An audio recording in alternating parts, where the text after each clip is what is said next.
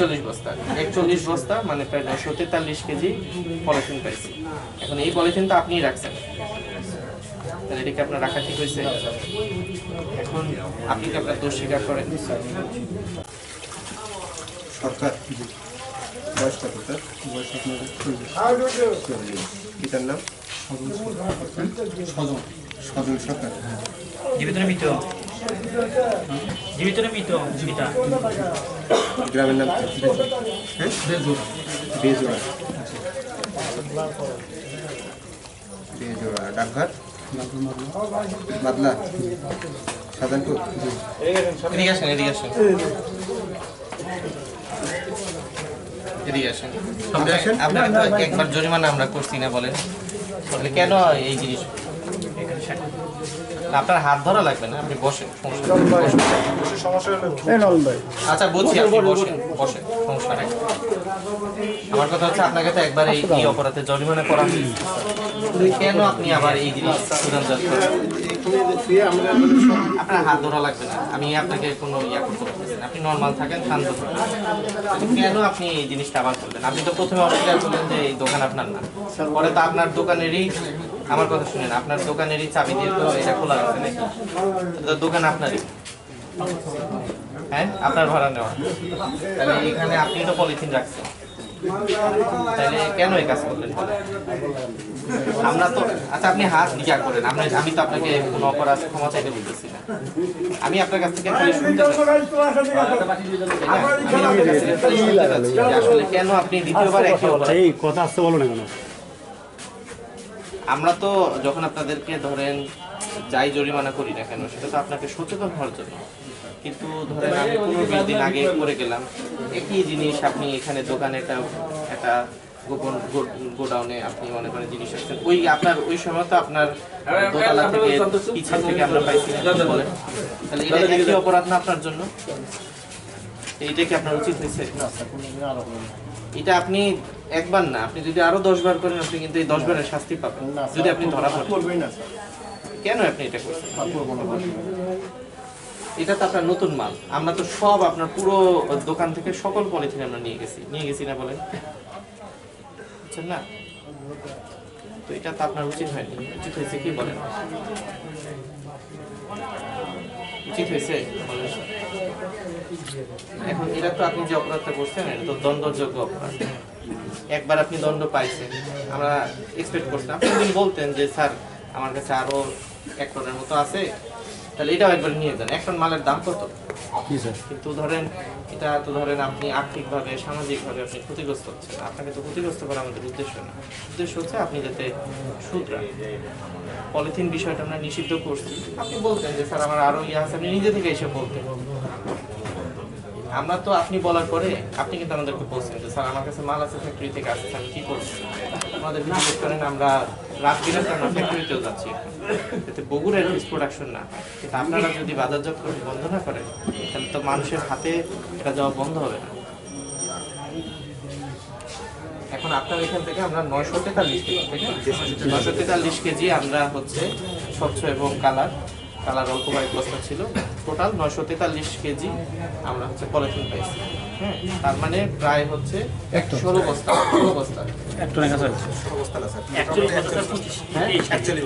41 বস্তা মানে প্রায় 943 কেজি পলিথিন পাইছি। এখন এই পলিথিন তো আপনিই রাখছেন, তাহলে এটা কি আপনার রাখা ঠিক হয়েছে? এখন আপনি কি আপনার দোষ স্বীকার করেন? আচ্ছা, দোষ যদি আপনি স্বীকার করে থাকেন, আপনাকে এর আগেও বলছি আবারও বলতেছি, পরিবেশ সংরক্ষণ আইন 1995-এর 4 ক ধারা অনুযায়ী এটা অপরাধ, এবং 15-4 ক অনুযায়ী এটা একটা দণ্ডনীয় অপরাধ, এবং 15-4 খ অনুযায়ী এই অপরাধে সর্বোচ্চ শাস্তি আছে আপনার 50,000 টাকা অর্থদণ্ড বা 1 বছর পর্যন্ত কারাদণ্ড বা উভয় দণ্ড, আমরা চাইলে উভয় দণ্ড দিতে পারি। এখন যখনই একজন ব্যক্তি একটা অপরাধ করে, আবার দ্বিতীয়বার যখন একই অপরাধ করে, সেটা কিন্তু অপরাধের শাস্তি কিন্তু বেশি হয়।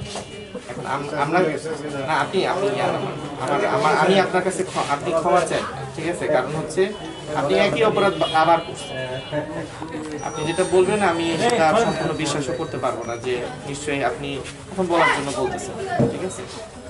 তো আপনি যেহেতু একই অপরাধ দ্বিতীয়বার করছেন এবং আবার আমরা আপনার এই গোডাউন থেকে 943 কেজি আমরা পেয়েছি এবং আপনি যেহেতু মোবাইল কোর্টের সামনে এই অপরাধটা স্বীকার করলেন এবং বললেন যে এইটার মালিক আমি, তাই পরিবেশ সংরক্ষণ আইন 1995 6 ক এবং 15 খ ধারা অনুযায়ী আমি আপনাকে পুনরায় 50,000 টাকা অর্থদণ্ড প্রদান করছি। আমি এটা আপনার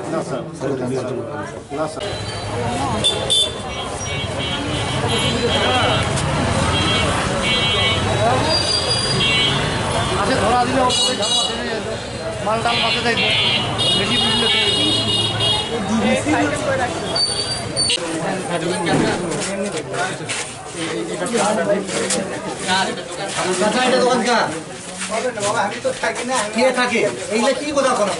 আমরা পাশের দোকান আপনি জানেন না কথাবার্তা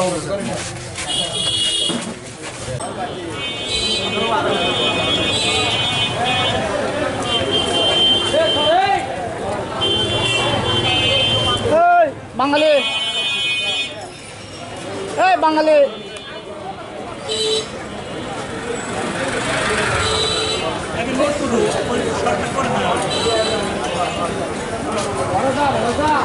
আসো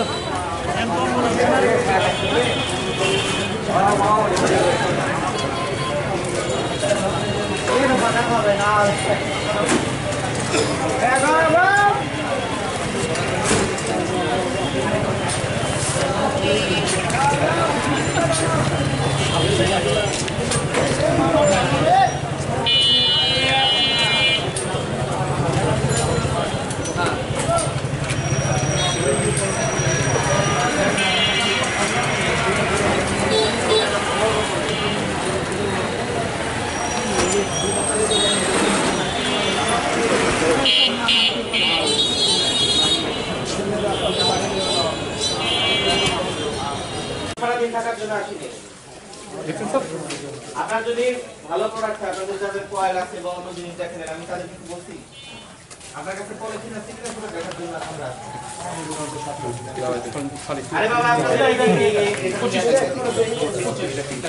আপনাদের পাশে আপনারা জানেন না।